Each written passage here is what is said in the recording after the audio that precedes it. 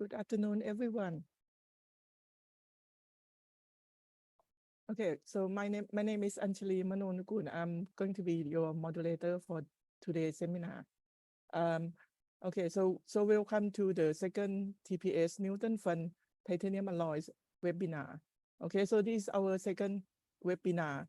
The first one we were holding it in July.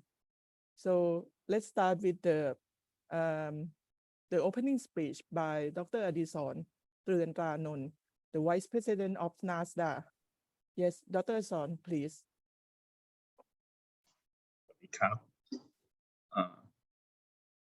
Dear all distinguished guests and speakers, and also Dr. Anjali Manonukun, the chair of this webinar. On behalf of the NASDA and also TMC, Technology Management Center, would like to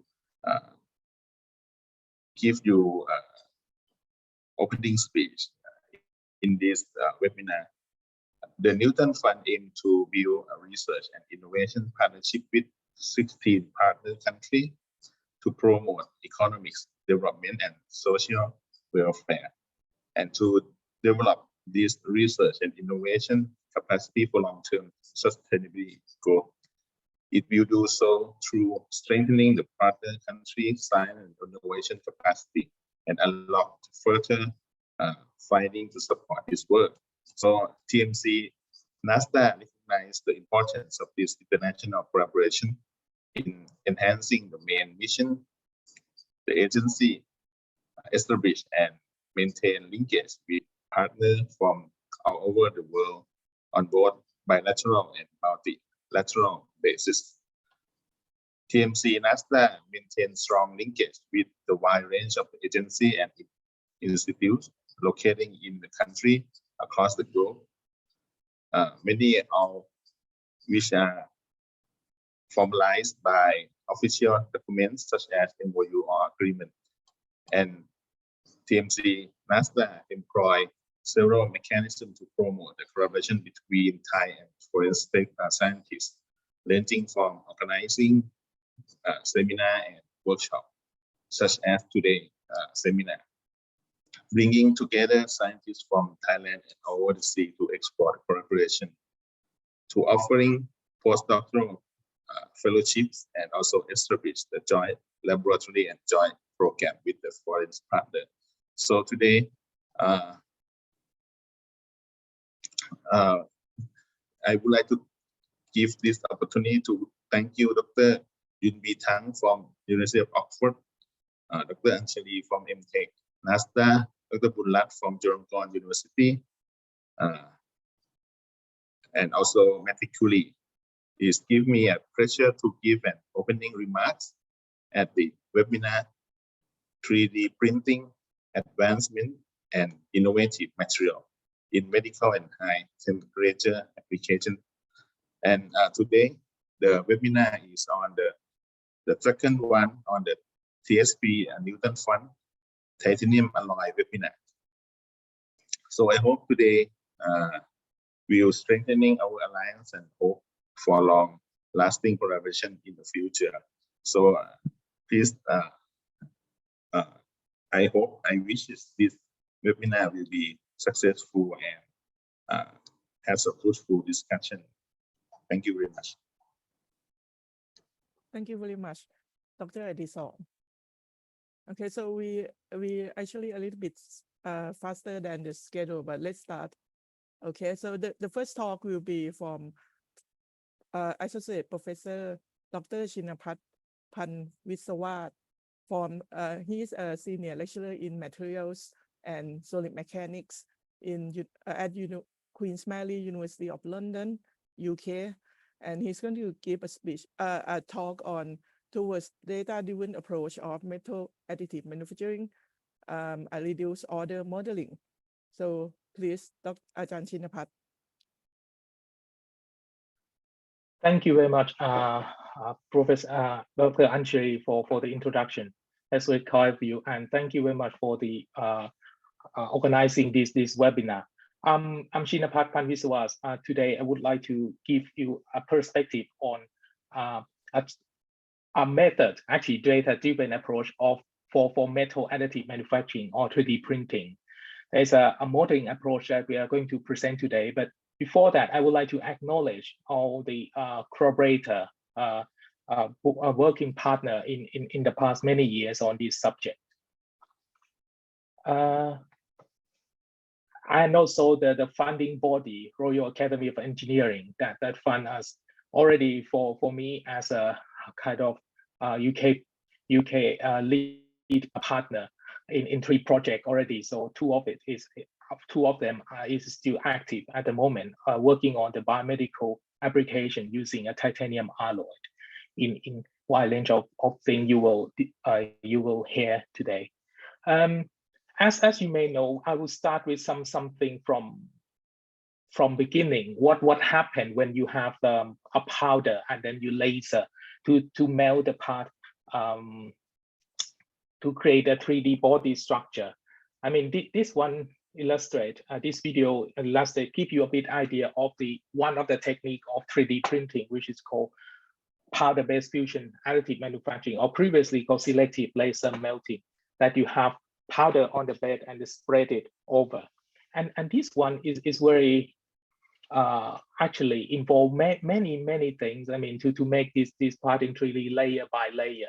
Having said that, I mean, it's looked to be very complicated, and then involving so many preparing steps, including the powder itself. And also the most important part for this kind of technology is the underlying mechanism that governs this all behavior, which is the laser matter interaction, which I will talk in a bit detail later. So having said that, I will stop this video. I mean, this one is a fabrication of a turbocharger for automotive application. As you may see, I mean, this is how things work. I mean, in powder-based fusion additive manufacturing. And after that, you will get the part which is complicated, integrated, some internal structure, which hasn't been fabricated before in one go in this kind of manufacturing. So this one actually involves so many things happen many things happen in this process. Like you have to involve some physics, definitely interaction of the laser matter things, and chemistry. You have a different composition in your powder. Computer science to program it, or to basically actually not just program it, and to restore or correct some data. Engineering, material design definitely is one of the most critical topic for metal additive manufacturing to be successful. Process design is another aspect which is important as well, to basically use to tailor microstructure. And powder metallurgy is important because you need to make sure that the powder shape and all the foldability of the powder is actually favorable for good printing. And all these actually come together when you want to print only one part in 3D printing. And how can we actually get some way to predict it? That is the question. So another aspect of metal 3D printing that's around more flexible manufacturing, and which you have never been, made before. Like when you join something like this one, you can have a kind of compositional gradients across this thing, not just joining A and B together, but there's some gradient between A to B. And this is very exciting because this technology can allow us to do so, or even you mix different material at the same time as a specific location.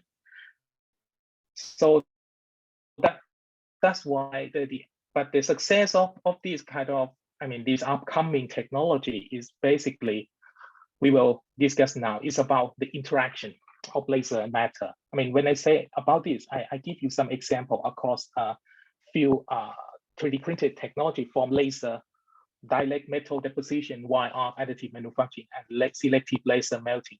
to give you an overview what the research is going on to understand this interaction, because this is important to understand underlying microstructure, emerging microstructure, and the property into that. So my research is focusing on this bit, interaction of laser and matter, and then you see it's actually different from different processes, and that's why we need to make sure that we really understand what happened in that small scale in order to give us some understanding in the macro scale level.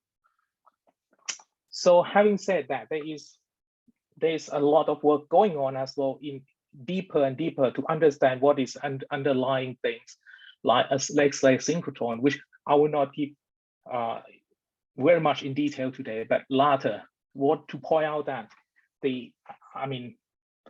interaction of laser matter here can give rise to so many multiple physics acting on this just one single molecule, like from particle dynamics, thermofluid dynamics, which actually take into account the solid liquid vapor transition and the solid state transformation, which is very different, a little bit different, under repeated and rapid thermal cycle in this process, and hence solid mechanics. How can we actually go about in terms of predict the phenomenon and also give some property microstructure prediction? That is the equation that I always ask. The way we are doing, we use the integrated computational material engineering approach to simulate the phenomenon at different length scale from particle dynamics at about probably few micron to about the thermofluid dynamics in the molecule length scale is about 100 to few hundred micron. And then the microstructure is about the scale a little bit up to 1 millimeter scale. So to understand what is a hierarchical microstructure, precipitation kinetics or grain size variations, something like that. And this is in order to, this big dash cycle here, in order to link to the macro scale behavior that we want to use in like a crystal plasticity type or finite element calculation. And also, finally, the thing we want to do is working towards something called data-driven or reduced order model that we want to fabricate, to catch up the real time during deposition in order to generate data, or also making this model as a digital twin for the physical model that you use in the real machine. This is the reason why we want to understand from microstructure, micro scale behavior, in order to link up to macro scale. That is about the talk today. But before that, I just want to give you some overview what the material system we are looking at. So the material system that we are looking at in the high fidelity or molecule physics simulation, one of them is a NITI, a nitinol chain memory alloy, to understand how things mix together if you use in situ alloying technique to fabricate this part. And then this has been published in ACTA and also Journal Alloy and Compounds to say about, okay, there is some concern during the processing, like vaporization of nickel, for example, that make your part not usable actually. And then that's why we need to use this predictive model to understand further the phenomenon. Another thing that we work under the Newton Fund project is the new titanium metric glass system, ties copper zirconium. I will not go too much in detail, but want to say about, okay, there's some kind of problem when you do mix different elemental powder together, and hence we need to understand how can we control it. In order to control it, we need to understand how this mix together in these three tertiary system. Like so we reproduce some kind of chemical profile across the molecule in different conditions. And this insights into the physical effect or physical phenomenon will give us more understanding in the subsequent metallurgy, physical metallurgy after and microstructure. So in order to do this, we has collaborate widely in this subject. But in order to push this boundary further to the scale, I mean, how to say the component scale analysis, we need something called reduced order modeling to scale things up. And this actually has been under review in material design at the moment for the work I'm going to present. And this is one of my PhD students that work on that. I mean, Reita, give credit to her and also Professor Provani in UC Davis. So in order to actually link up the scale, as I said, we need to take information from the lower length scale to the higher length scale. And this slide summarizes that, okay, there's a critical phenomenon like porosity, undesired microstructure, surface roughness, boiling effect, and residual stress. How can we actually predict or go about it using lower length scale information to scale it up from micro to macro length scale? And we have some aim. The aim of this is actually working toward digital twin of the manufacturing, especially additive manufacturing. And then in order to link that, we need to solve the underlying mechanism in the grain growth characteristic. After that, we need to scale it up to about the powder length scale to understand the kind of solute distribution in this one, taking this up to the higher order model into the component length scale to link porosity or the microstructure information to this, and then we generate the kind of reduced order model framework for machine learning based or data driven approach that I'm going to talk today. And traditionally, if I go back a little bit, traditionally we use a thermal modeling approach to simulate the conduction equation. Actually, we ignore the fluid flow, and normally we use a finite element method on continuum model with powder property that is the maximum, or probably someone use bulk property to simulate that. It's efficient and also suitable for part scale simulation, but you're missing some defect formation aspect or fluid flow aspect. But if you go to the thermal fluid model that we use an interface tracking method like before, I showed you before in two examples. So you with or without power packing, this is actually more accurate prediction, but computationally expensive and involves so many physics and also computational challenging. So it limited to only single or few track of simulation, but actually, yeah, a few track, not multi-layer, not a part scale model. And that's why we need to take a kind of trade-off or balance between these two in order to generate some kind of framework for this one. So how can we link up the scale now?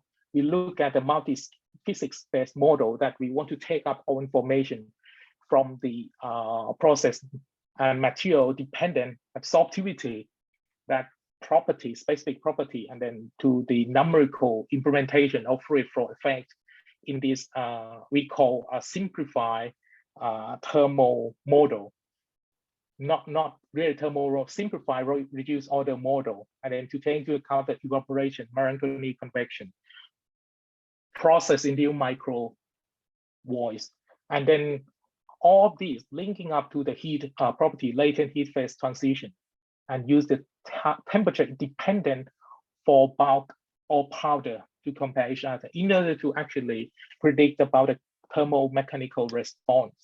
And this, the output of this one will be fed into the convolutional neural network for data generation, and hence we will train this one to get the more faster prediction, but hopefully accurate prediction for the temperature and also defect or microstructure information. That is the purpose of this reduced order modeling.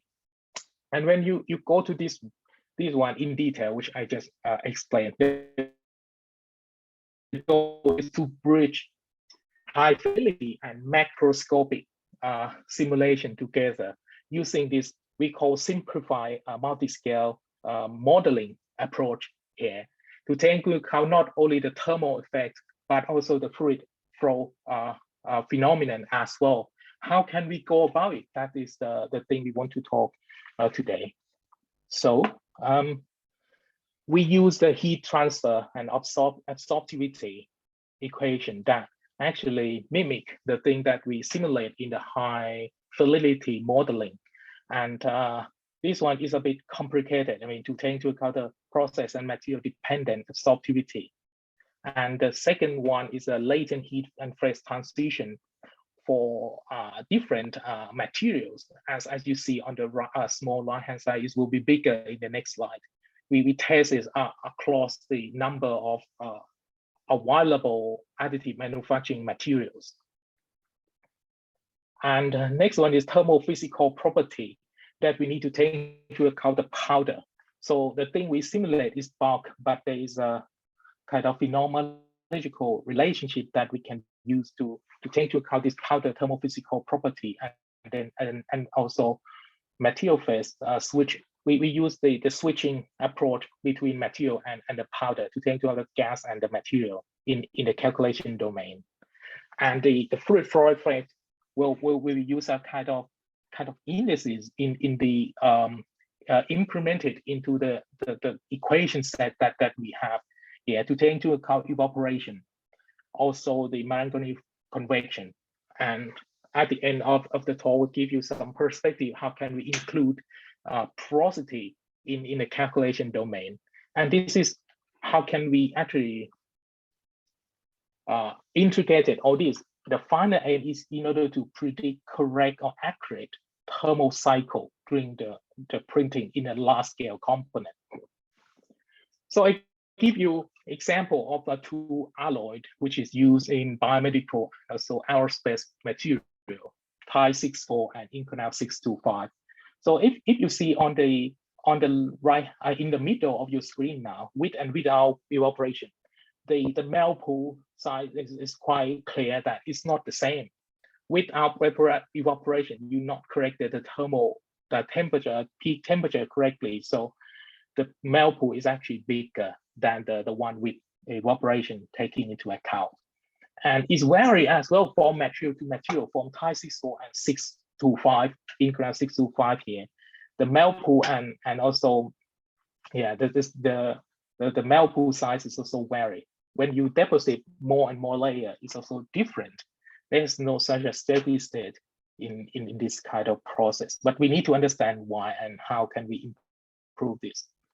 So, I mean, this slide gives you some example and appreciation what different material has different melt pool, I mean, development and size. You will see 718, 625, aluminum alloys, 316 stainless steel.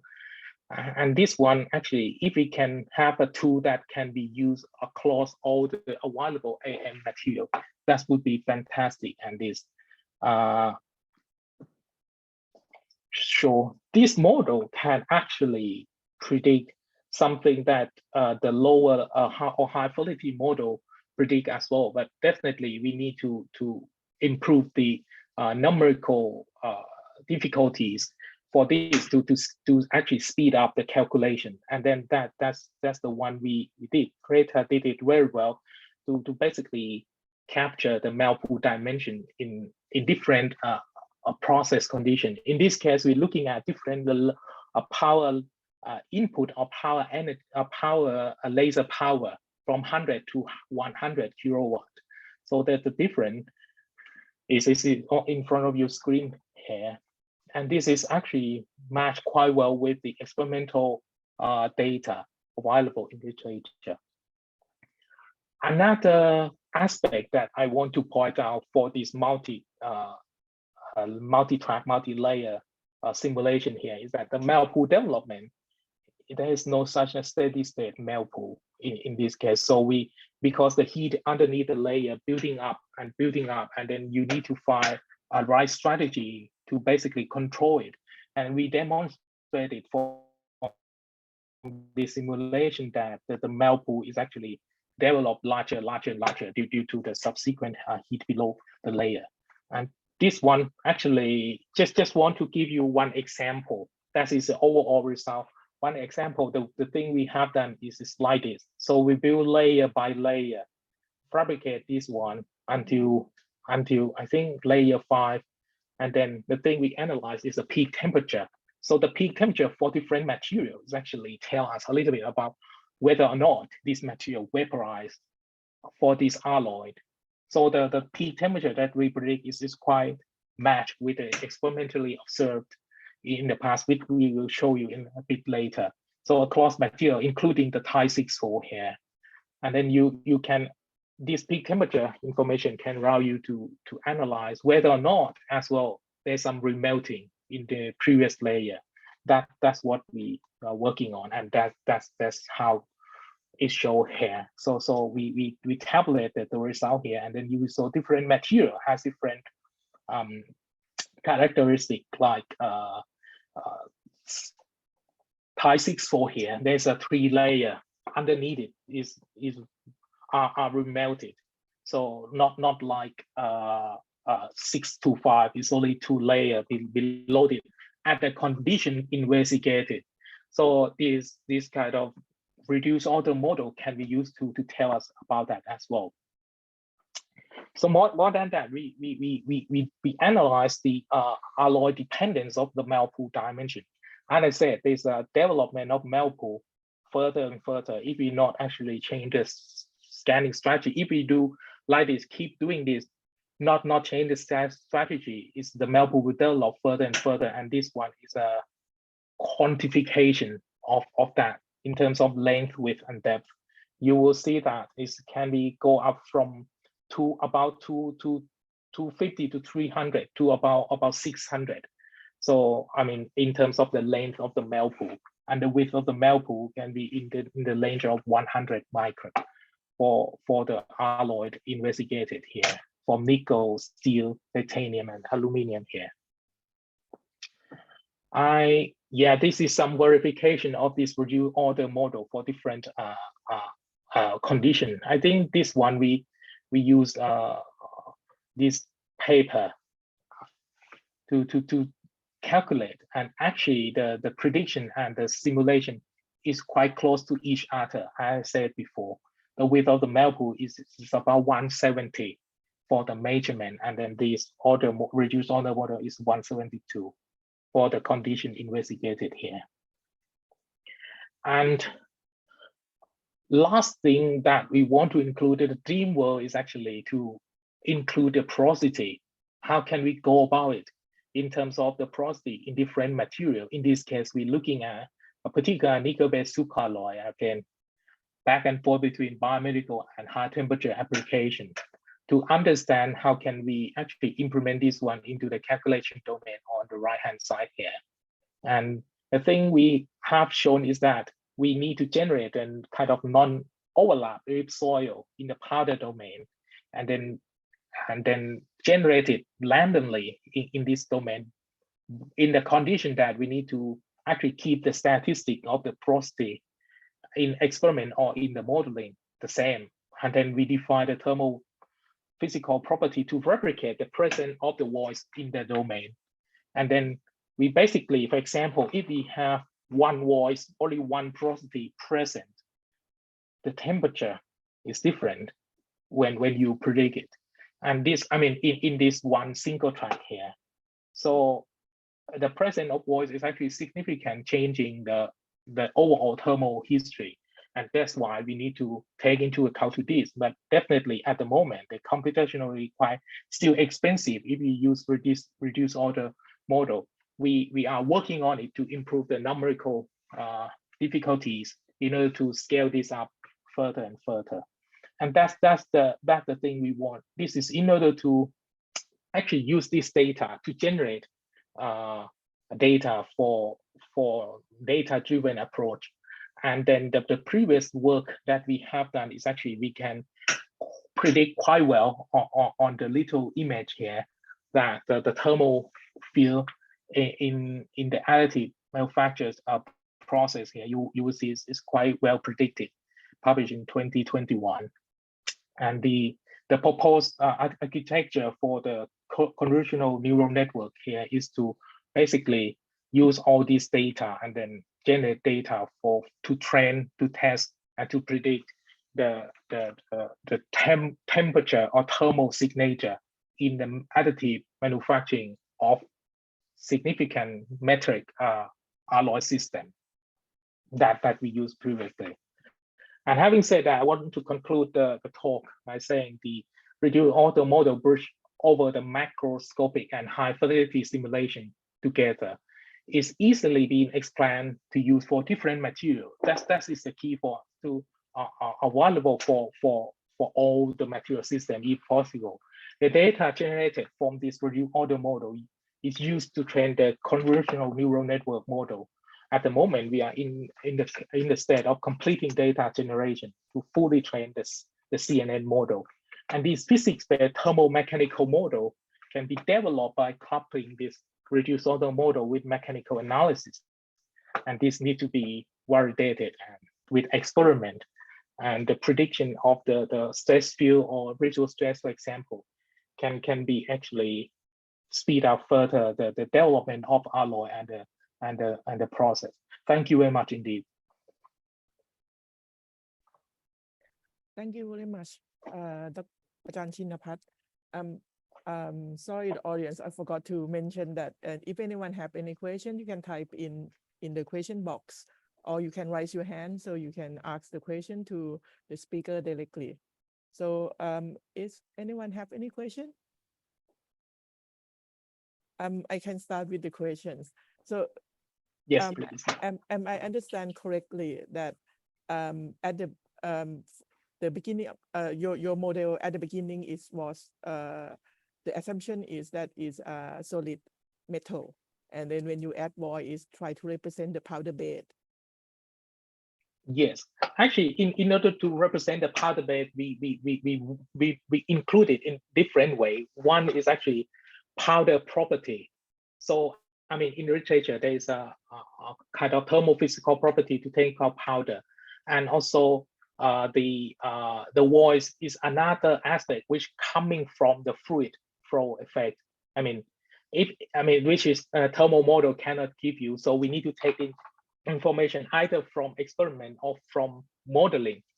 I mean, more statistical type of distribution of the process at the condition investigated, and then we can, yeah, that's right. We and also another aspect of this model is we take into account also the fluid flow effect, why the kind of parameter or indices that we use to take into account Milankovitch flow effect, convection, and also the absorptivity. And there is another one which I'm missing now. But anyway, that's how we treat the model in order to incorporate this all effect into the model in order to correct the temperature field during fabrication. Yeah. Okay. Yep. Thank you. Any question from the floor or from other panelists? Okay. Yep. Everyone can think about the question, and if you have the question, Ajahn Chinnapat will still be around until the end. So if you have a question for him, you can type in, and then we can revisit his for him to answer again later on. Okay. So thank you very much. Thank you. Yep.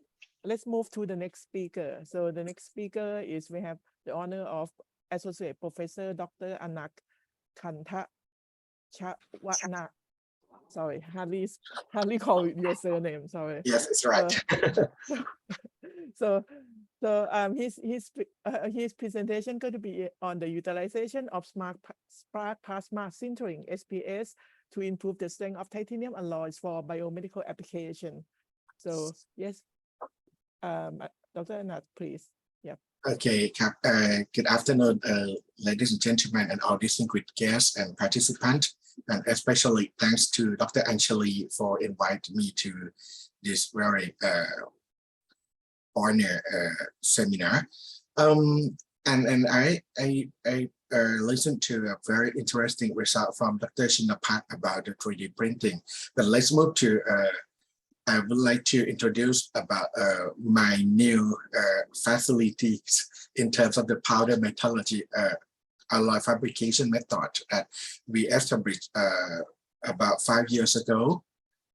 First of all, I would like to acknowledge all of my research partner, especially from Osaka University, that support us to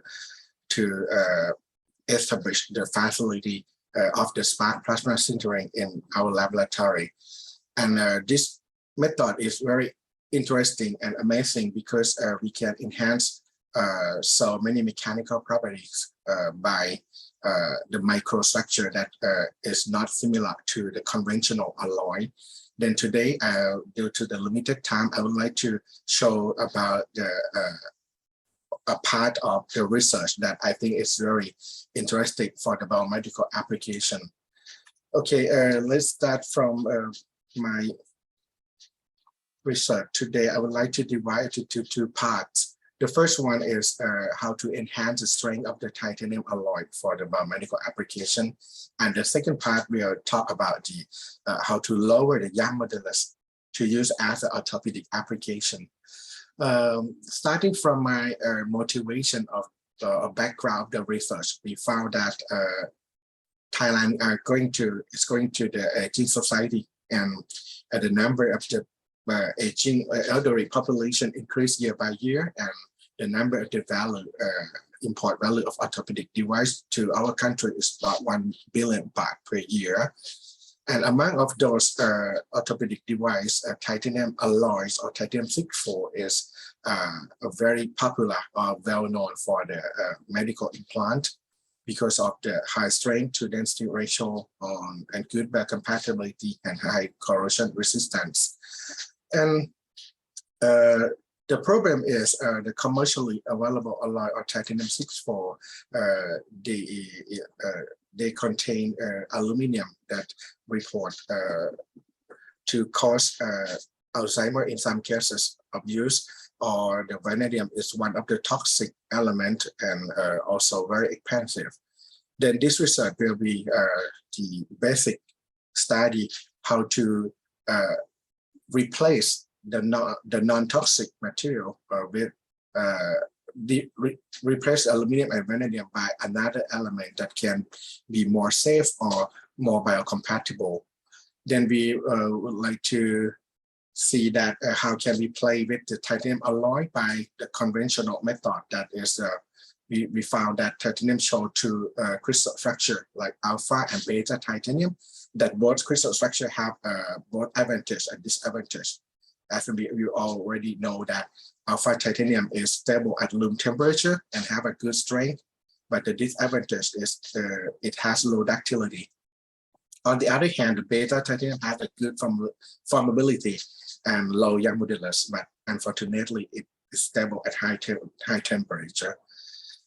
And when you look at your left-hand side graph, you can see that a good biocompatibility element are in the red circle, like a platinum, tantalum, niobium, titanium, zirconium. And how can we select this alloy to put in the titanium matrix and change the property to optimize for the biomedical application? This is our goal of the research. Then my talk will start from introduce our new facility that is one of the powder metallurgy method to synthesis the alloy. We call the spark plasma sintering. It is very similar to the conventional sintering method, but only one different because we input the pulse DC power to the material or the powder in order to enhance the mixing ability and to shorten the time of sintering. Then this method can fabricate the alloy in only, let's say, 30 minutes or shorter time. And we can save the energy because the sintering can be done at a very low temperature.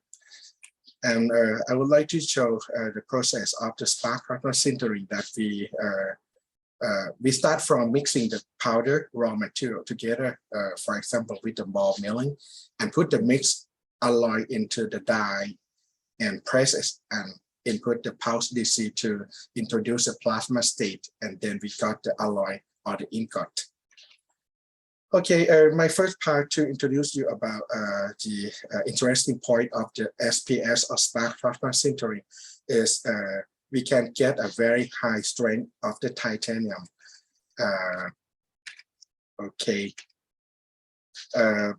I would like to say that we select a lot of addition element, but finally we found that the zirconium is a very interesting addition element because zirconium is one of the neutral element and can solute into titanium matrix 100%, and zirconium itself is a good compatibility.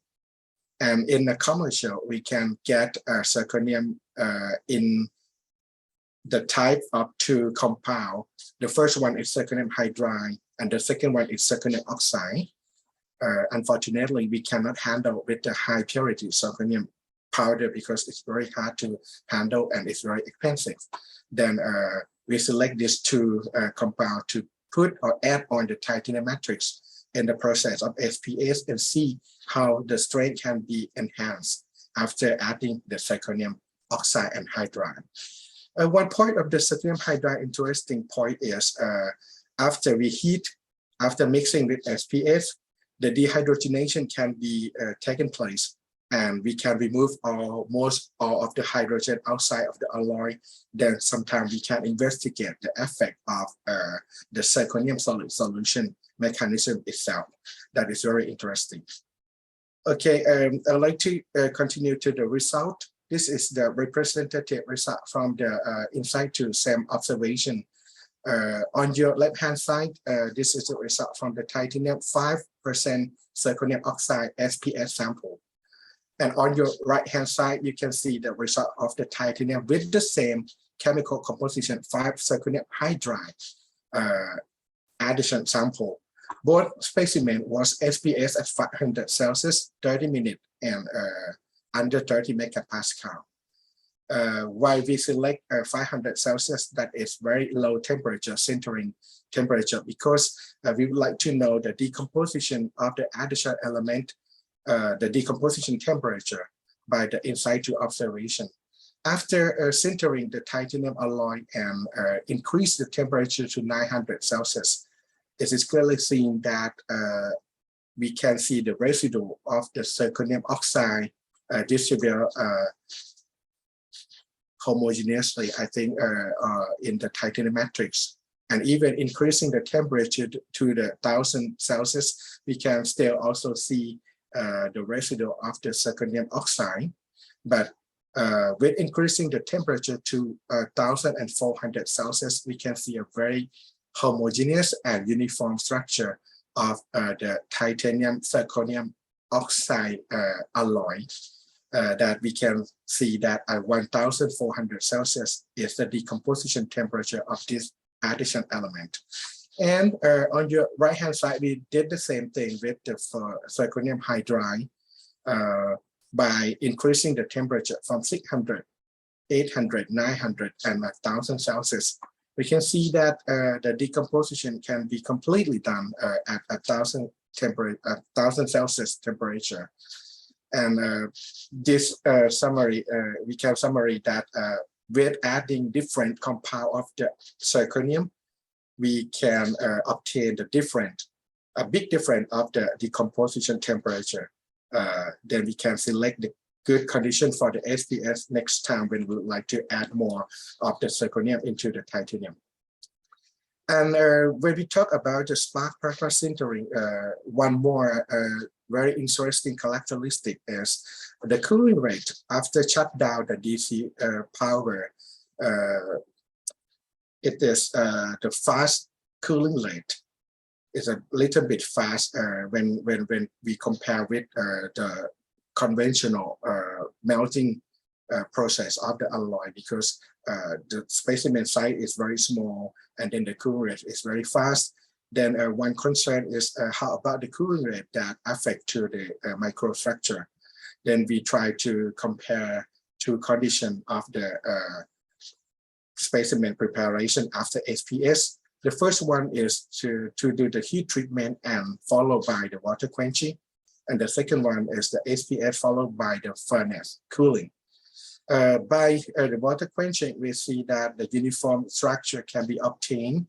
The phase transformation change from the beta titanium at high temperature to the complete of the alpha prime. It is a hexagonal magnetic structure in the upper image. And the lower image, you can see some segregation of the zirconium atom into the grain boundary.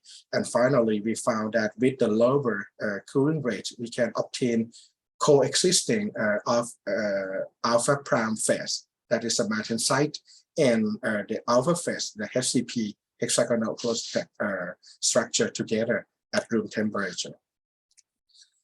And for the aspect of the hydrogen content that is very interesting, I would like to show the representative result from the SPS specimen with 5 zirconium hydride. Analyze the hydrogen content from the ONH analysis, and we obtained from the titanium powder raw materials. The second block indicate the result from the SPS specimen, and the next one indicate the result from the SPS specimen with extrusion process after that, and the SPS specimen with heat treatment at 600 Celsius, at 800 and 1000 Celsius. You can see that the titanium powder raw material contain about 0.03% of the hydrogen. But with adding 5% of the zirconium hydride, it is found that the hydrogen content increased to 0.12%. That is so much. But extrusion or the heat treatment at 600 Celsius cannot change the quantity of the hydrogen content until increasing more temperature to 800 and 1000 Celsius. We can see that the dehydrogenation can be taken place, and the less of the hydrogen content than those of the raw material can be finally obtained in the alloy. This is very amazing because we can see very clear how zirconium can enhance the strength of the titanium itself in the matrix. And okay, the second question come to, okay, in the process of the SPS, how much the strength ability of the zirconium hydride and zirconium oxide to the titanium alloy? I would like to start from this, from your right-hand side data. You can see that the C-axis of the HCP structure and the A-axis obtained from the XRD analysis. This result is plotted in a function of zirconium hydride when we add 0, 10, 20, or 30% of zirconium hydride. We can confirm from the XRD that the C-axis and also the A-axis increase linearly with increasing the zirconium hydride content. And after calculate the C over A ratio, not that much change can be confirmed even increasing the zirconium hydride to 30%. This is very the good evidence that we can confirm the strengthening by the solid solution mechanism. And I would like to introduce the hardness result of the two alloys. On the left-hand side, we show the hardness, the zirconium hydride content dependence of the hardness. And on your right-hand side is the zirconium oxide dependent of the hardness. When we add more addition element into the titanium matrix and do the SPS, we can see that in case of the hydride, about 5.3 Vickers hardness per 1% of the zirconium hydride can be seen. This is a strengthening ability. On the other hand, a very, very large, about 15 times higher, we can see that with only adding 1% of the zirconium oxide, we can see increasing of 80 HV or the Vickers hardness per 1% of the zirconium oxide. Then this is why we cannot put more zirconium oxide more than 2% into the titanium matrix. Then we can conclude that oxygen has a very, very big effect to the strengthening ability of the alloy. And this result comes from the tensile test to show you the difference between the conventional casting method. The solid line show the result from the conventional melting ingot, and the dashed line show the specimen from the SPS process. And we put 0% of the addition element and 10% of the zirconium hydride we can see that both SPS and conventional alloy the strength of material can be enhanced by adding the addition element. But however, when changing the process to the spark plasma sintering, at least 2 times higher strength can be obtained. And after analyze a lot of parameters that affect to the strengthening ability, we can conclude that the yield strength of the material in the SPS process almost come from the grain boundary effect, because the spark plasma sintering can generate a very fine grain comparing with those of the conventional alloy by the melting method, and some of the zirconium that can enhance the strength by the solution hardening mechanism, and some of the texture that can enhance the strength by apply the cold rolling. Then we try to combine a lot of parameters to find the maximum yield strength of the titanium alloy with the zirconium hydride or zirconium oxide addition. This is the first part of my talk, and the second part will be about the Young modulus. I would like to continue to the second part because when we apply the alloy to orthopedic application, one very big concern is about the difference between Young modulus of our bone and the Young modulus of the titanium alloy that has a very big difference. It causes the stress shielding effect that the medical doctor would like to escape from those problems. Then from the aspect of the material scientist, how can we lower the Young modulus of the titanium without losing the strength of the materials? One best condition or best way to do it is to induce the beta phase to the room temperature, because we realize that the beta phase show a good formality and lower Young modulus than those of the alpha titanium. And in order to bring the beta phase to room temperature, we need to select a good beta stabilizer element. The beta stabilizer can be molybdenum, vanadium, tungsten, niobium, or tantalum. But among these beta stabilizer, I think only 2 of them is a good biocompatibility. That should be niobium and tantalum. But unfortunately, tantalum is a very expensive element. Then we try to select niobium for the first case to this study. Okay, this is the representative result of our titanium 25 niobium fabricated by the SPS process. After SPS at 1300 Celsius for 1 hour, we can see a very beautiful and uniform structure of the beta titanium. And also the same uniform structure can be obtained from the commercially pure titanium and titanium with 5, 15, and 25 niobium content of this fabricated by the spark plasma sintering. And this is interesting study because with adding different amount of the niobium content, we can obtain a different crystal structure. Then we can control the mechanical property by changing this crystal structure. For example, by fabricating the commercially pure titanium, we obtain fully alpha phase at room temperature. But by adding 5 niobium to the titanium, we can see that we obtain the hexagonal magnetic phase, like alpha prime, with some of the orthorhombic magnetic phases, alpha 2 prime. By adding more of the niobium content to 15%, we see more of the orthorhombic magnetic phase coexisting with the beta phase.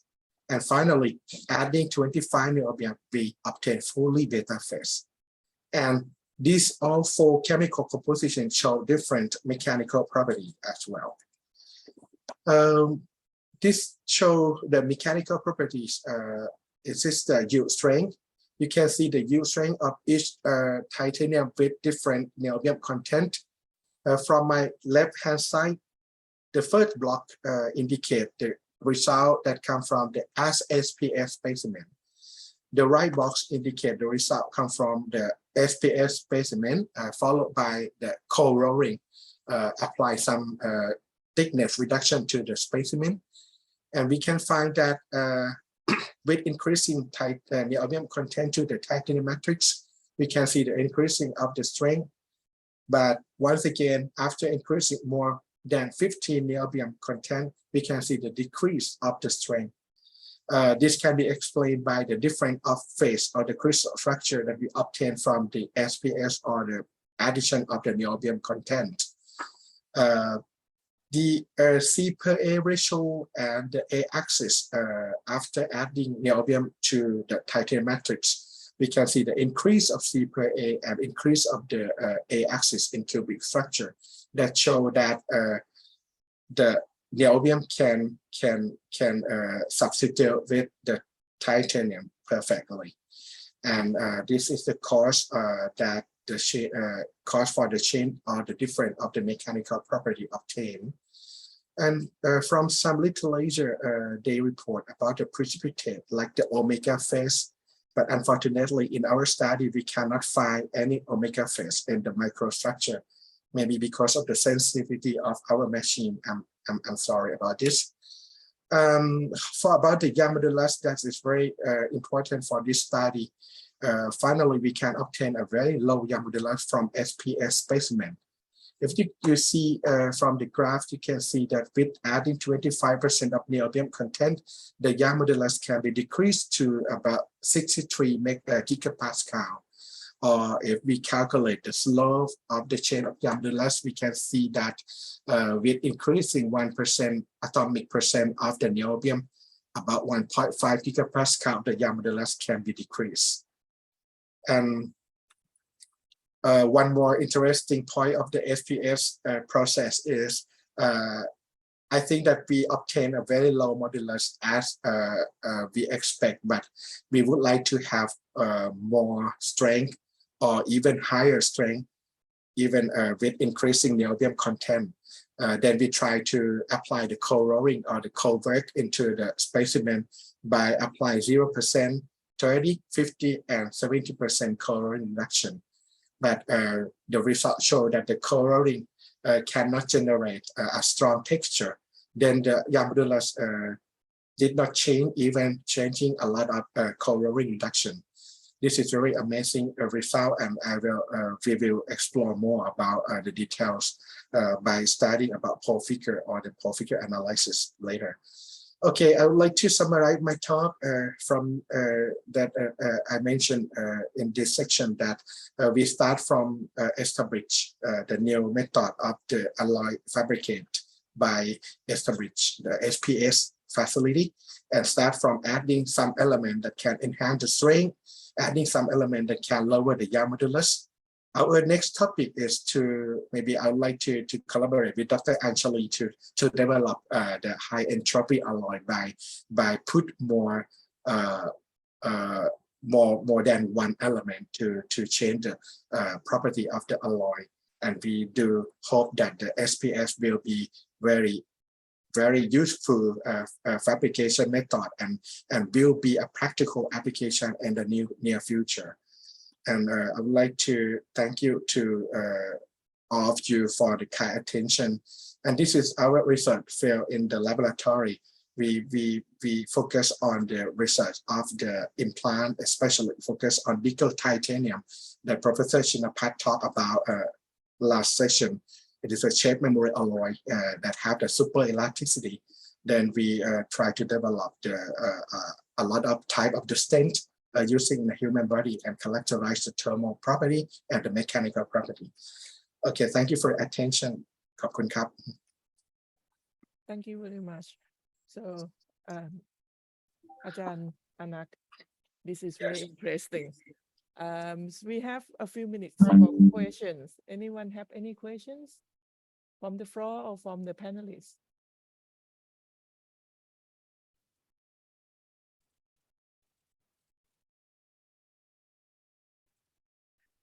I can try to have some questions.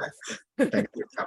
So, yeah, when I listen to you, yeah, I have the same thought that when you add the zirconia in, then you have the higher strength. When you add when you have niobium, you have lower young modulus.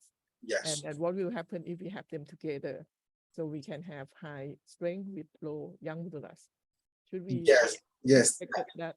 Actually, we tried to do that recently to add both zirconium and the niobium together, but it's not that direct relationship when as we expect before, because the problem is the elongation of the specimen is very small, potentially.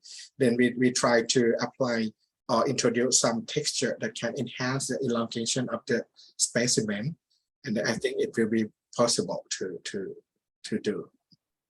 Yeah, but I'm very impressed with the niobium one, the elongation of your titanium niobium. Yeah.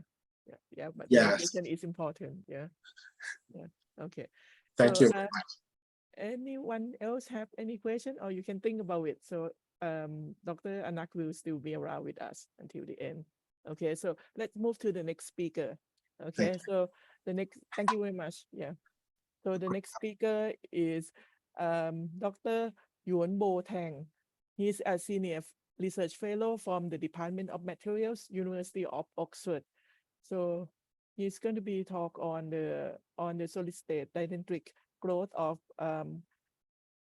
carbide at the interface of the austenitic system. So Tony, yeah, please start. You actually on this. Can you swap the display, please? Yep. Yeah, sure. How about now? No, swap again. At the beginning you were on present. Yep. Okay. Yep. Okay. You can start. Yep. Everyone can see me fine? Yep. Okay, thank you very much. I'm very delighted to be here and to give this talk. So my talk today is a bit more on the fundamental side rather than quite applied technologies. As you can see from the title, this is a research that I did in this year, actually published this year, but which we started about 2-3 years ago in collaboration with Shimano University. So special thanks goes to Assistant Professor Pham, who actually has been very, very persistent in many of these experimentations and has made this work possible.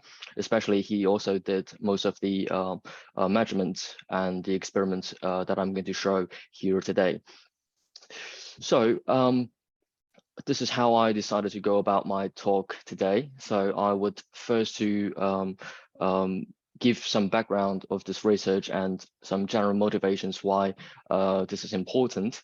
Then there are 3 parts of how this is this work is developed, because it's a very curiosity-driven fundamental study. So I decided actually it may not be a good idea to just show you all the results straight away, but maybe it's more interesting to show you how it has evolved as we developed, and there are some anecdotes. So first of all, this is about the development of the in situ technique. And there's a lot of hiccups we didn't really understand at the time, which we hopefully have understood later on. And then is the very centric behavior of these carbide that we saw in the real time, and we didn't really understand if that was the carbide we wanted to see. And in the last, that is a in situ plus 3D characterization, which we hopefully have got a unified theory about what we have been observing. And this is going to go to the summaries and conclusions. So this is some general motivations on the on this research on carbide. So carbide is a very important phase, of course, especially in steels, in titanium, or in nickel superalloys. But do we really understand it? That is a question, because most of the time when we are actually observing them, the traditional metallography is only going to give us a 2D information on these sort of carbides, and as the ones you see here, they are looking like just needles and some small facets, but we don't really understand how exactly they are actually growing in 3D. And the original problem for this particular talk was actually grain boundary separation, which is a continuation of my DPhil topic. So the reason we wanted to understand it is it usually changes and usually improves some mechanical responses, especially with ductility, with time-dependent creep, for example. And the way to generate these type of serrated grain boundaries is either you have some carbide or you have some gamma primes. So you have the solution anneal it to a temperature high enough, which is usually about 1100 degrees, or sometimes slightly higher than that, and you cool it very slowly in a controlled rate. The formation mechanism has been analyzed in my DPhil thesis, and it's basically by two main mechanisms in this particular alloy, by facet growth and zero drag mechanisms of those carbide. But actually, one thing that is really missed out is some in situ observation and some 3D observation, because whenever we are trying to interpret these mechanisms, we only know them by postmortem analysis, and this is not so satisfactory because you don't know what is happening in between. As you quench it, you hope nothing has happened, but that may not be true.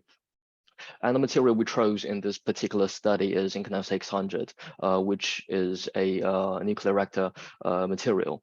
Now is being replaced by Inconel 690 because of the stress corrosion cracking issue. But still, it is a very good material for fundamental studies. And the reason is the microstructure is relatively simple, only contains carbide and the matrix phases. There's no gamma prime, so any secondary effect caused by these are not going to be an issue. And of course, this is a curiosity-driven research full of surprises, and in the end, you will realize that we're no longer studying separation anymore. This is the methodology we had, which is a laser confocal scanning microscopy. You can actually heat it up and cool it down. You have a crucible using halogen lamp. This is not really a new thing. It's been used actually, I think, many years ago, especially for steel research, to study grain growth and etc. things.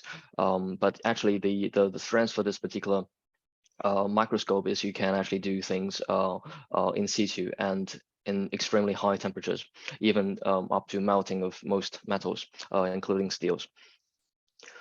And this is just some very first trial of experiments we had. I think that is dated back to probably 2020.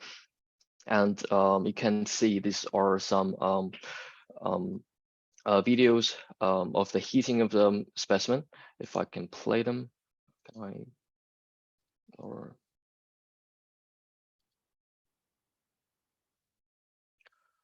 okay, right. So unfortunately, I can't play these videos, but what I was trying to show you is on heating that the grain boundary, the grain boundaries are started to migrate, and you can see very notable grain growth in situ in the real time as it do that. And if I play the second one is playing. Tony, can you try to exit the presentation display and then click on the slide itself? It might go. Oh yeah, it does. Yeah, it should go. Yeah. Okay. We can see. Yeah. Okay. Yep. Yeah. Good, because that is the most beautiful results. So well, this is basically about the grain growth in the real time as you heat up the material. And you can see those very tiny grains that has actually started to form relatively large ones in a blink of an eye. Or if you started to cool down the material, then something quite interesting has happened, which is these sort of very crystallographic shapes that is formed, that is covering on the surfaces, which they look like slip traces, and they have been confirmed by later on EBSD that they are actually sleep traces. However, we were really confused by these results because we thought we are going to be able to see some carbides and some grain boundary separations, and we see none of them. So we didn't really understand what we were seeing. By doing some of the characterizations just to have a slightly better understanding on what we are observing using EPMA, which is an elemental distribution technique. You can actually see that there's a lot of oxygen on top, some carbon, some aluminium, and some zirconium, which is really intriguing because these are supposed to be, they're supposed to be the trace level elements, especially zirconium, aluminium. They are not designed in this alloy, and they're supposed to be just impurities. So for a bit of time, I thought I'd probably send the wrong material to my collaborator. But actually, in the end, we realized this is actually still the right material because we started to polish this material down and characterize them in a more rigorous way. So if we just repolish the surface by about 5 micron depth, you can see there's a trace of aluminium oxide alumina that is formed along the grain boundaries. You can understand that very easily using EPMA type of approach. But if you do polish down even further, then you started to see the chrome-rich carbides.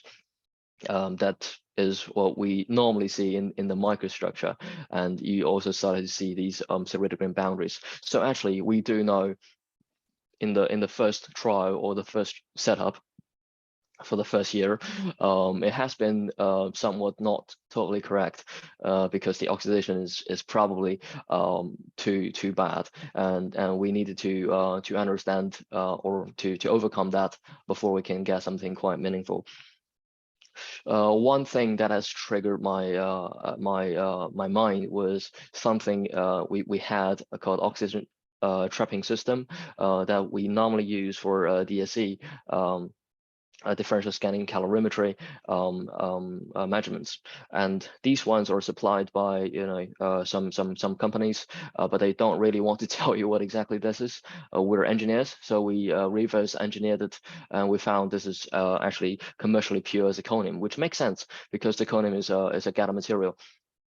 So we have actually decided to change our setup into the following case. You can see a big commercially pure zirconium ring has now covered the whole crucible, and that is acting as a gather material to react with all the oxygen first.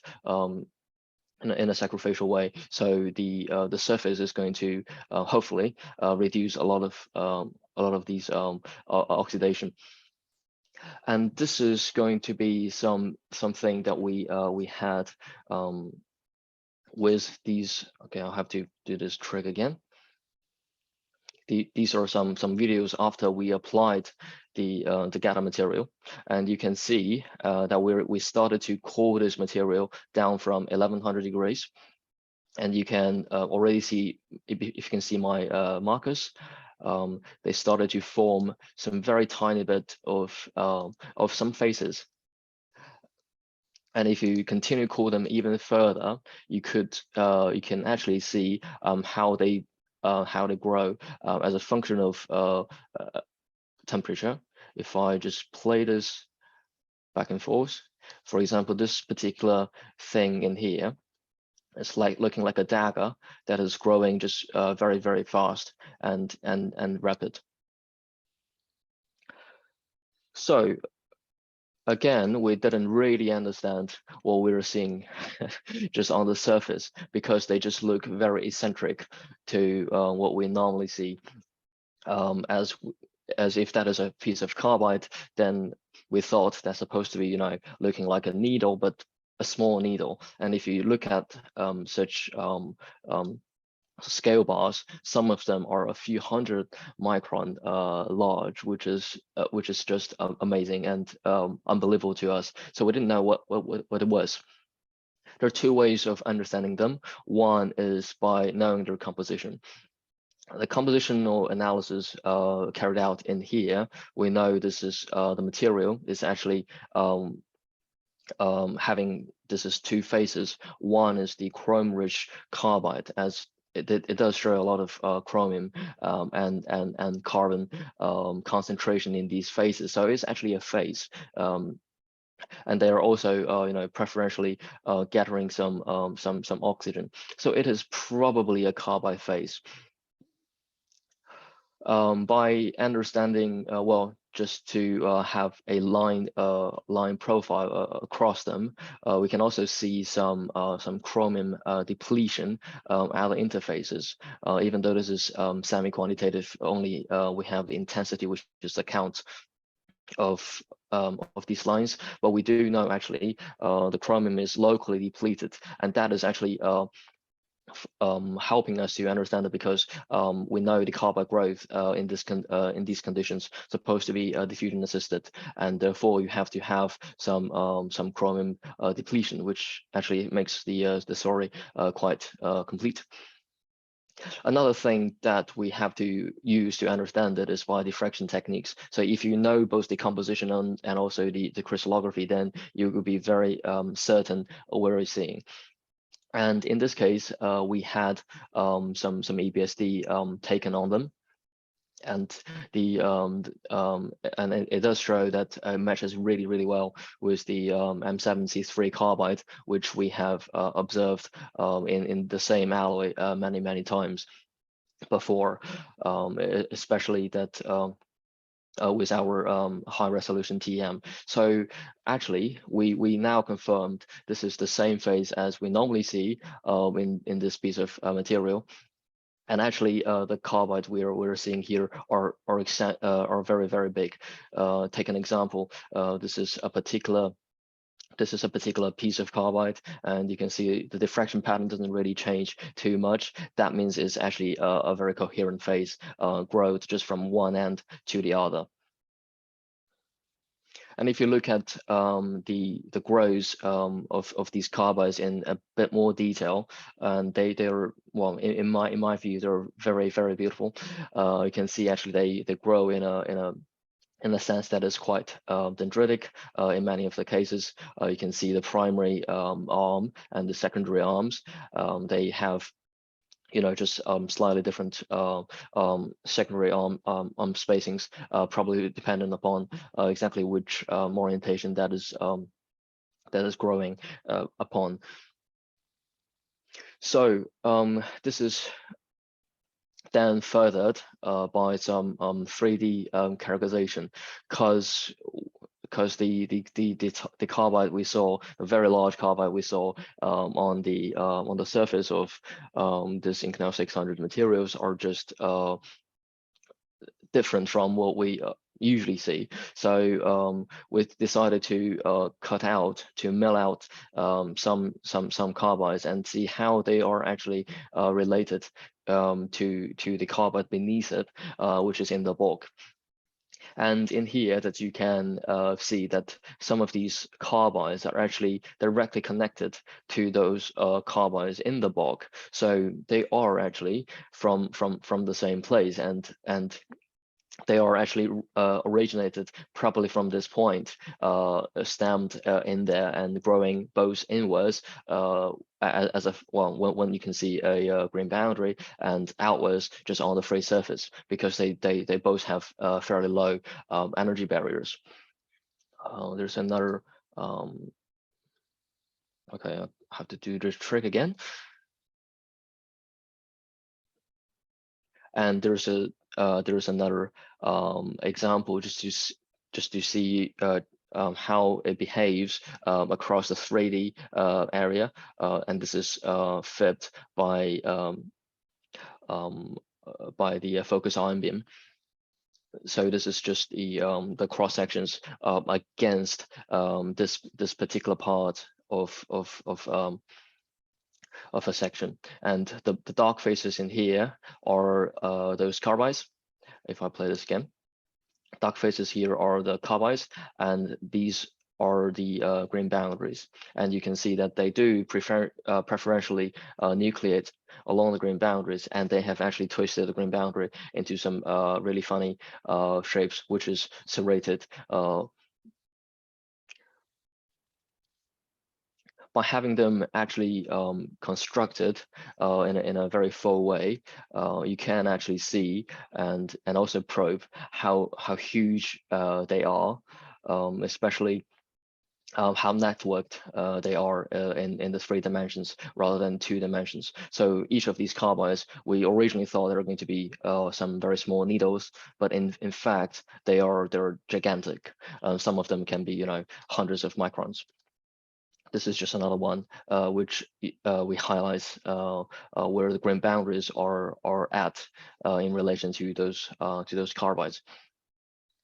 So I will go to my summary and conclusions here.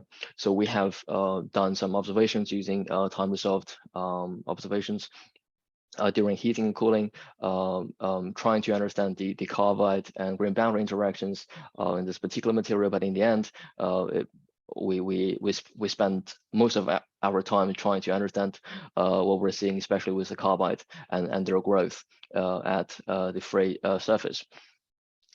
There's no carbide observed as expected in the rather than just oxide if there's no gather material, but with some zirconium gathering, that the situation is just incredibly improved, and we started to see the carbide that can be grown in the solid state.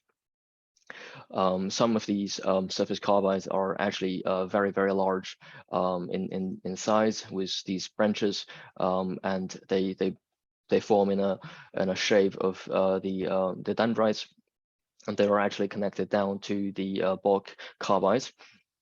So we think actually these observations are going to lead to some new insights into how you interpret it, especially how you understand the carbide you thought you do. Especially that is quite important for many other applications when you were thinking about this in a holistic way. So that is the end of my presentation. Thank you very much for listening. Thank you, Tony. So we have one question from the audience for you. The question is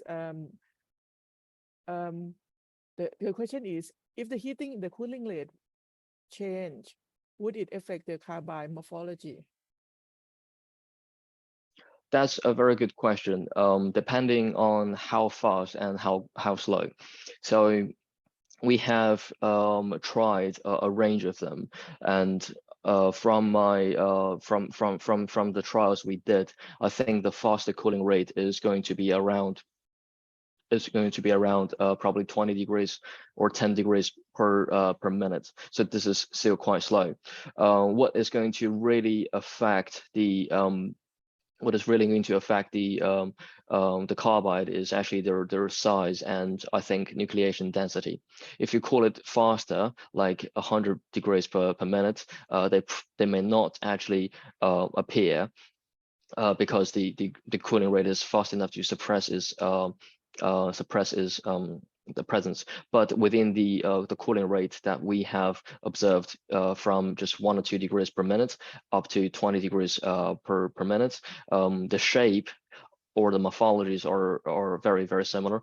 We don't really tend to see a large variance between them, but the nucleation density is going to change. So if you cool it faster, then you have more carbides, but they will be smaller.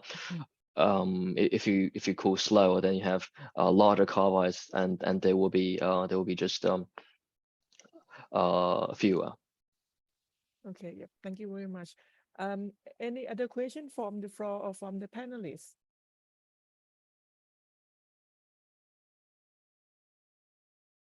I have a question for you, Tony. Your institute confocal with the heating, is it in vacuum in control atmosphere? I mean, you were Oh yes. Yeah, it's in control atmosphere, right? So we Yes, I forgot to mention that actually we even though for the terribly oxidized case we had very high purity organ flow for a few hours before the test, and the organ we had was 6N, so 99.9999%. But still you can't really suppress you still can't suppress the oxidation, even you vented refill 3 times and then keep on flowing for hours.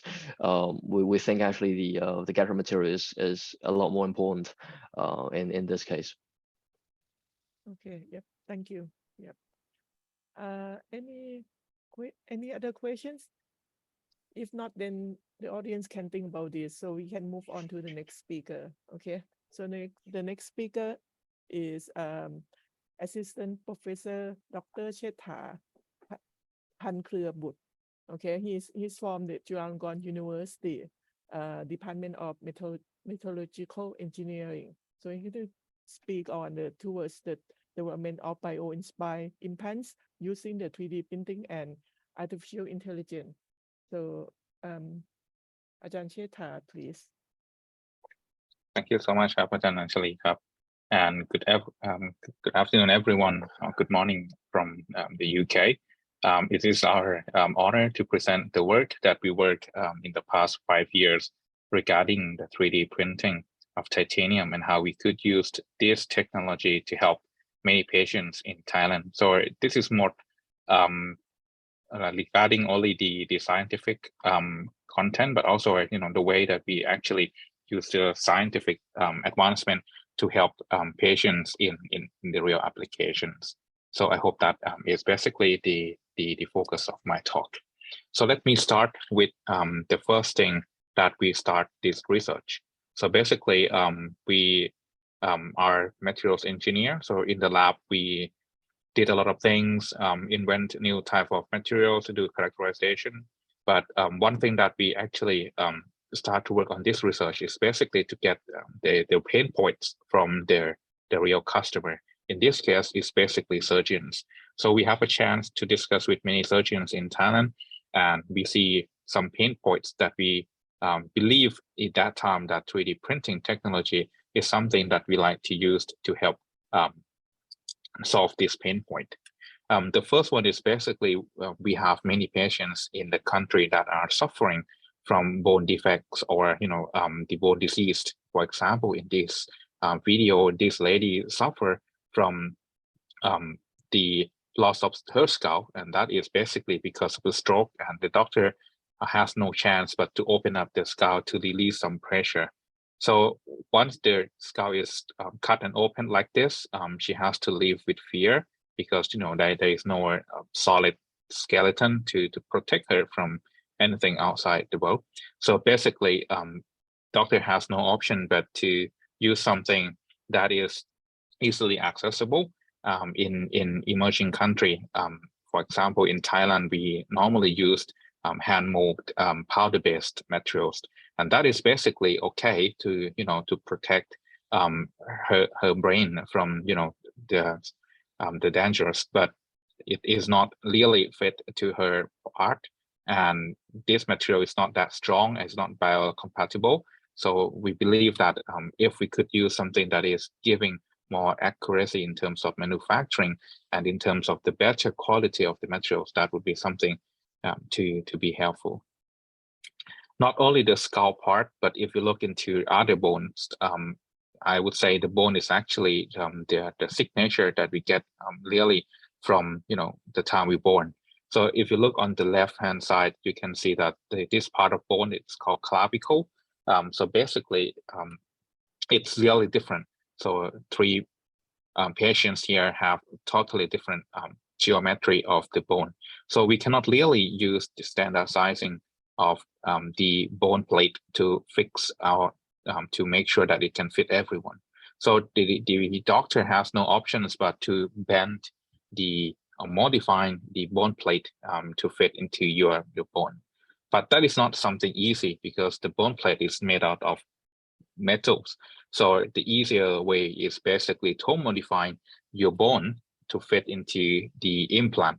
And that is not something we really want, because it should be another way around, that the implant should be designed to fit your bone, not modifying your bone to fit the implant. So that is basically something that we like to solve at that time. So our solution, our idea is basically simple. We want to make something that is more precise and personalized for each patient. So we start working with the surgeons on how we could work with them, and we could summarize into 4 simple steps. So the first one is basically to get the data of that particular patient first. So we get the CT scan from the hospital. Once the CT scan is submitted to us, we actually start working on the design process of the implant. Once the implant is designed, we review the implant with the surgeons. After the approval from the surgeons, we start the 3D printing. And the last and final stage is basically to quality check, do sterilization, and send it back to the hospital. And this entire process is basically take about 2 to 7 days to complete.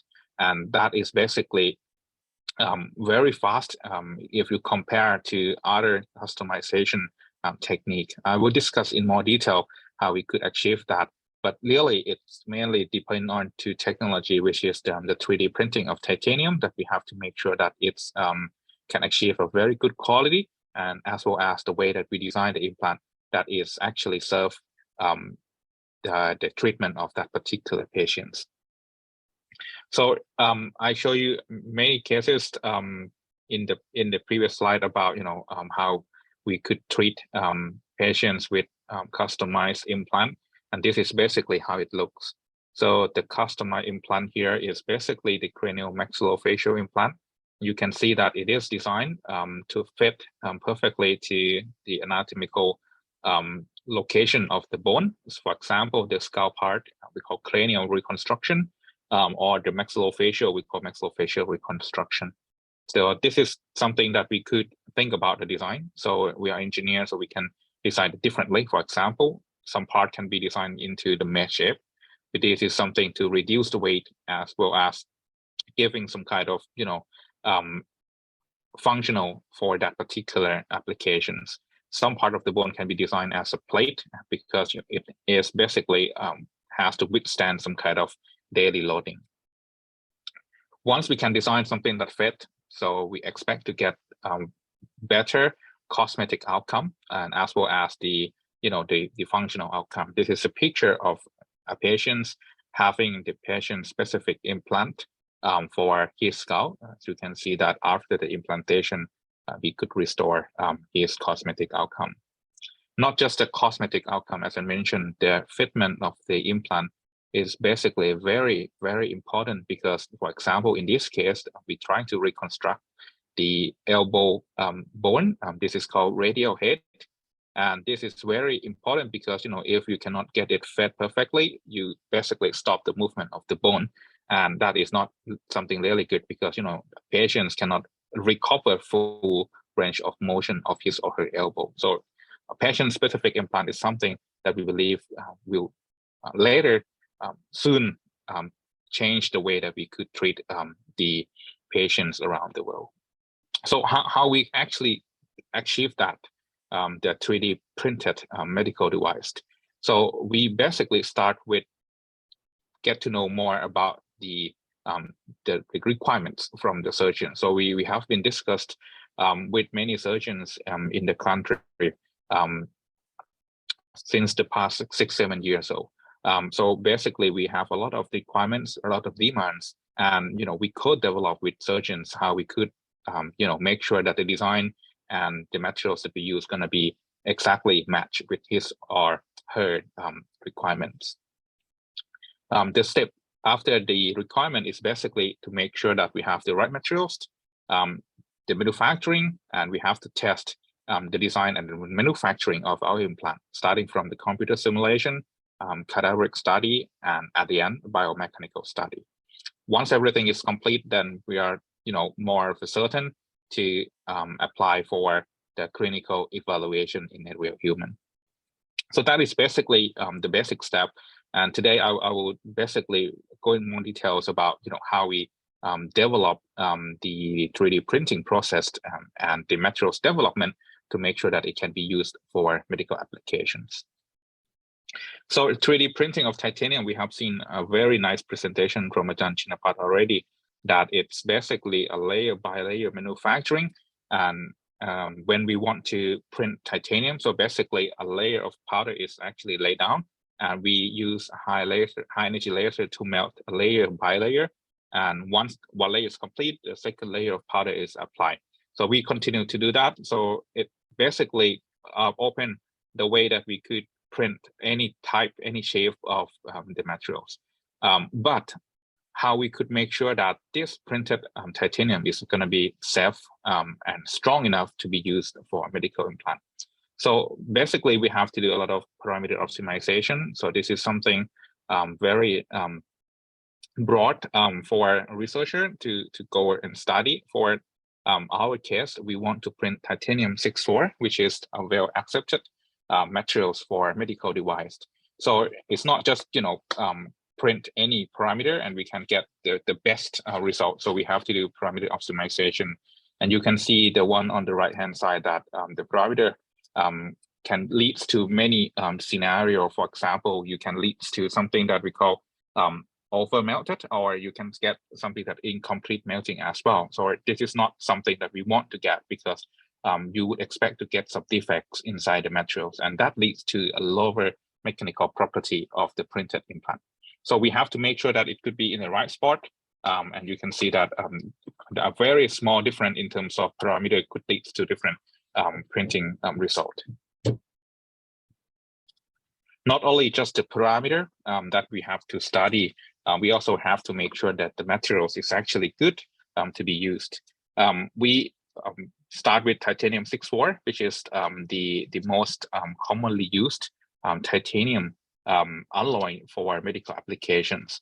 But we're not stopped there. We're trying to invent something that is more suitable for the biomedical applications. So we believe that if we can use materials that actually better in terms of the biocompatibility, for example, if we can use materials that can grow cells faster, that would basically speed up the process of healing. So this is an example of how we develop the materials in the lab to get more understanding about how it interact with cells. And you can see that with the result, we have developed the new titanium-based alloy that actually produce a better biological property here.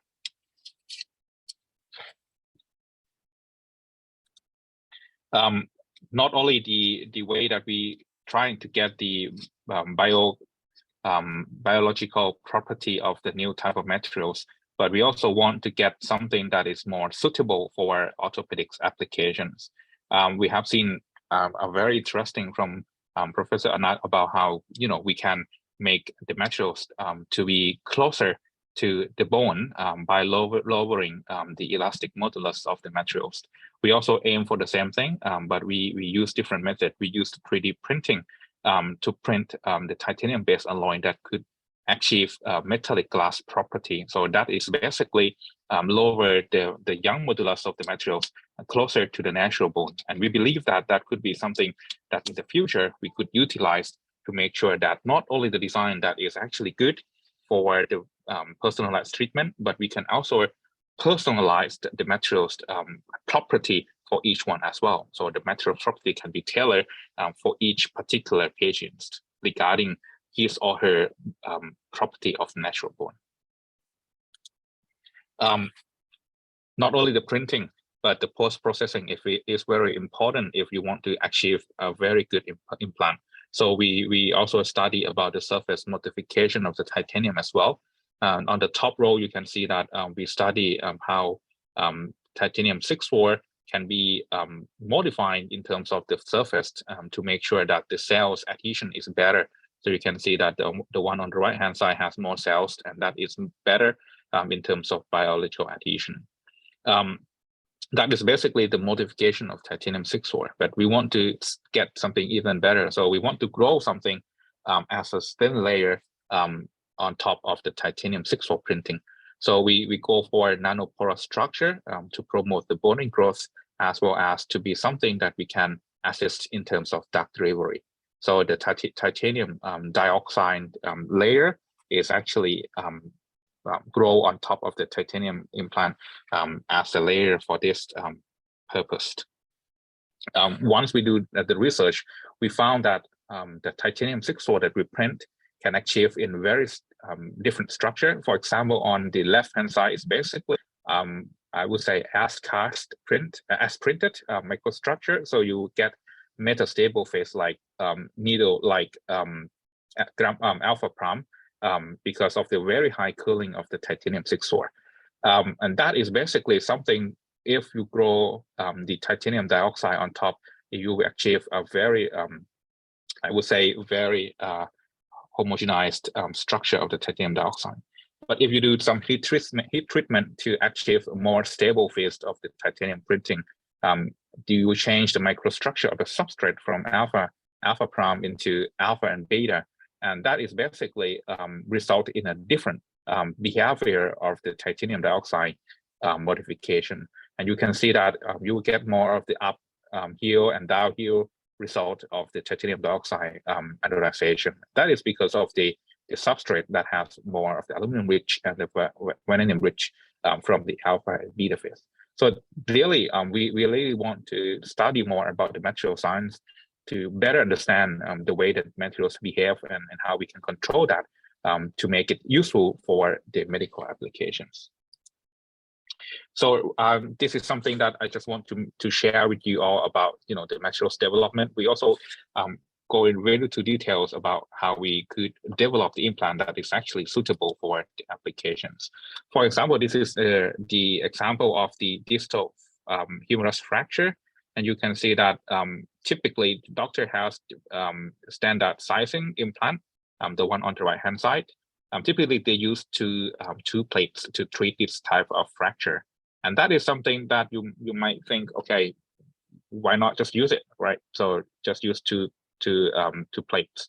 The reason is because, when you want to use two plates, you basically have to use a surgical approach that may have to expose more, and it may lead to blood losing.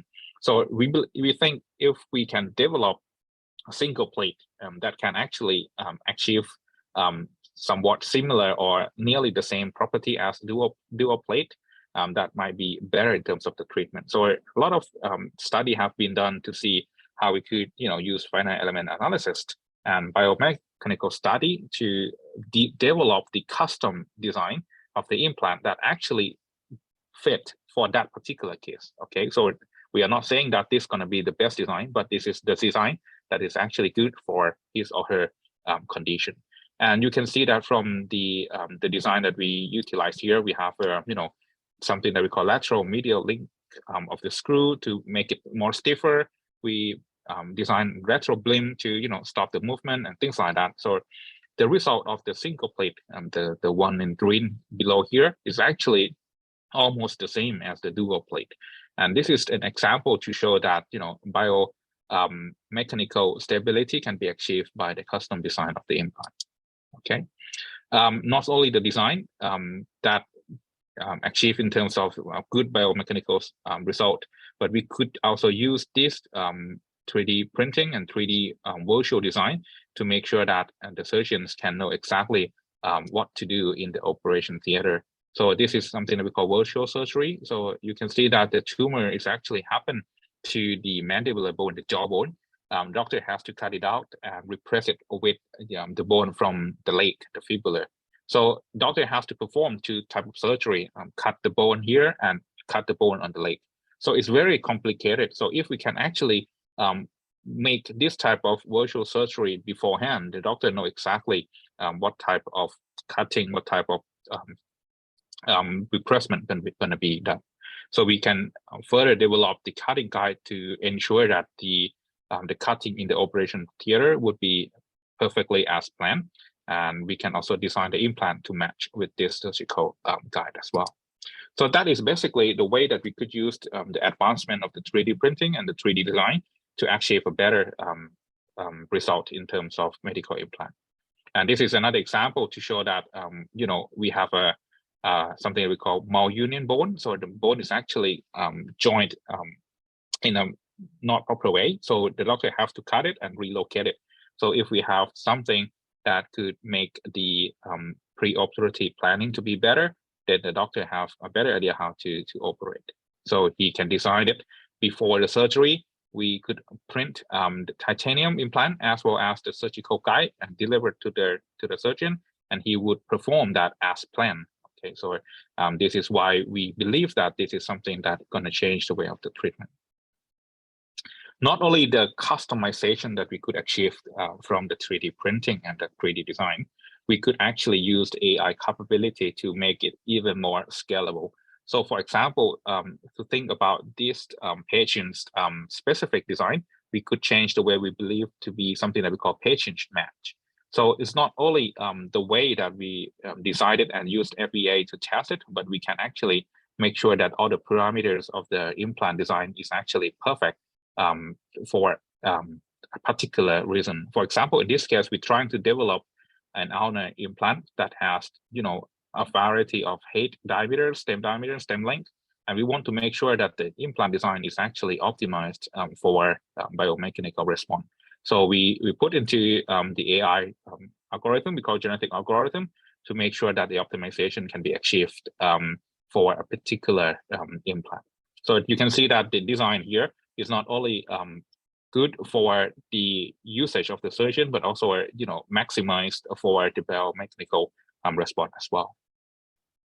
Sometimes we can replicate bone structure as well. So we put a lattice structure instead of a solid titanium, and make sure that that is actually be in the proper location of the implant. So this is not only reducing some weight, but we can also making use of this lattice structure to distribute the load properly for the load bearing applications.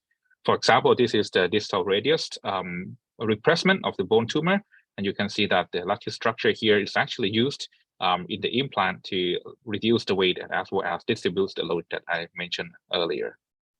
A big bone like this, and this is scapular bone.